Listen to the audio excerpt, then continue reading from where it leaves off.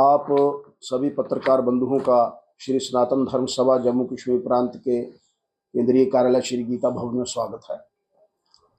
आज हमने ये पत्रकार वार्ता जो बुलाई है, इसमें मेरे साथ श्रीमान संजय गुप्ता जी, महामंत्री श्री सनातन धर्म सभा, श्रीमान अनिल मगोत्रा जी, कोषाध्यक्ष सनातन धर्म सभा, श्रीमान दिलीप जी सचिव हैं, और श्रीमान रमनीक जी आए हैं जो जम्मू विश्वविद्यालय संस्कृत विभाग के जो शोधकर्ता विद्यार्थी हैं, उनके आंदोलन को नेतृत्व कर रहे हैं। उनका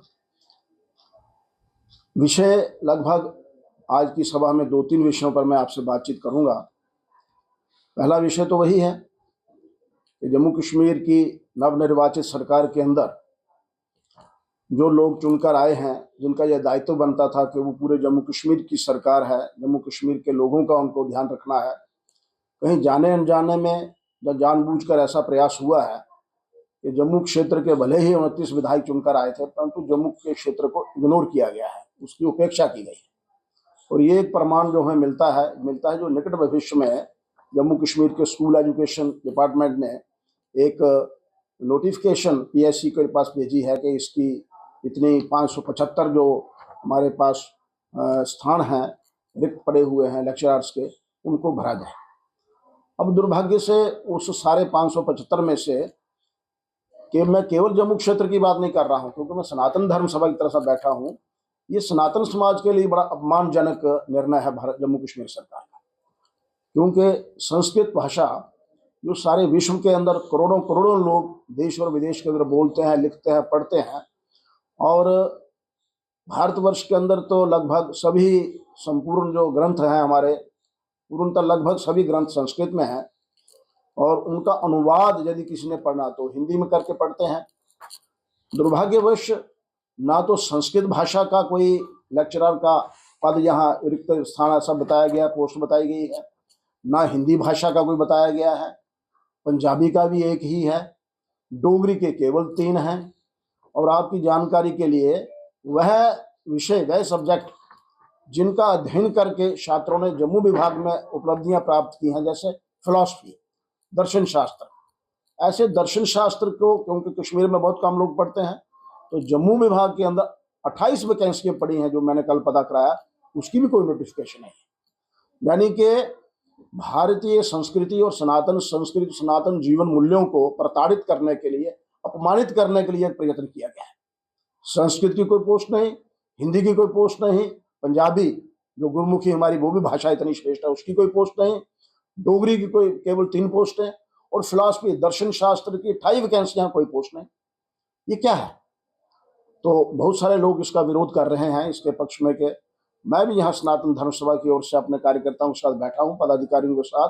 मेरा सरकार से ये अनुरोध है कि इसको रेक्टिफाई किया जाए और तुरंत जम्मू के संस्कृत, डोगरी, हिंदी, पंजाबी और ये जो फिलॉसफी दर्शन शास्त्र के विद्यार्थी और शोधकर्ता है, उनकी ओर ध्यान देते हुए उनको निरुत्साहित कर रहे हैं। इस बात से वो डिस्करेज हो रहे हैं, और संस्कृत के ग्रंथों का अध्ययन करने के लिए मूलतः जो सारे संसार का मार्गदर्शन करते हैं, उनको पढ़ने वाले नहीं मिलेंगे, निरुत्साहित होंगे। एक सोची समझी चाल ही मुझे लग रहा है, साजिश है। कोई साजिश नहीं करनी चाहिए।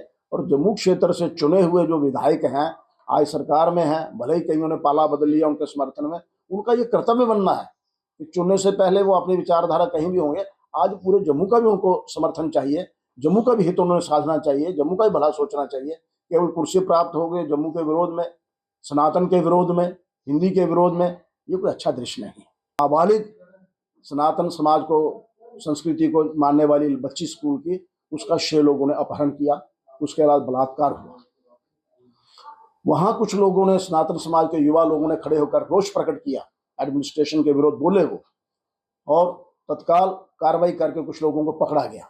ये तो ठीक है, लेकिन जिन लोगों ने रोष प्रकट किया सरकार के, उसको व्यक्तिगत रोष मान करके आज वहां के कुछ युवकों के खिलाफ वहां की एडमिनिस्ट्रेशन, पुलिस जो है, FIR उनके खिलाफ मैनेज कर रही है, ऐसा मुझे सूचना मिली है। ये बड़ा दुर्भाग्यपूर्ण है। कुछ लोग खड़े होकर के गौ की रक्षा के लिए, तभी की रक्षा के लिए, अपनी नारी जाति की रक्षा के लिए, मंदिरों की रक्षा के लिए प्रयत्न करेंगे। सरकार जो नहीं कर पा रही उसके खिलाफ रोष प्रकट करेंगे, उन लोगों को लपेटा जाएगा, उन लोगों के खिलाफ FIR मैनेज की जाएंगी। मैं ऐसे SHO वहाँ जो बॉर्डर में है या उस क्षेत्र के जो पुलिस ऑफिसर अधिकारी हैं, दूसरे अधिकारी, उनको सचेत करना चाहता हूँ तो वहाँ के लोग अकेले नहीं हैं।